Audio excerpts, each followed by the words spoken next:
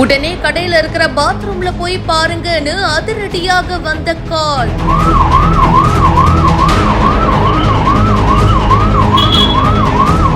பதறி போய் பார்த்த ஊழியர்கள்.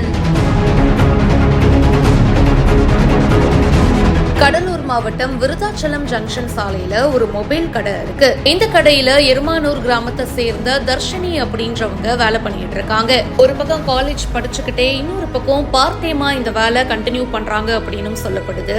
சண்டே அப்படின்றதுனால அன்னைக்கு ஃபுல் டே ஒர்க்கிங்ல இருந்திருக்காங்க. திடீர்னு பாத்தீங்கன்னா கடையில வேலை செய்யற இன்னொரு ஊழியருக்கு கடையுடைய உரிமையாளர் போன் பண்ணிருக்காரு.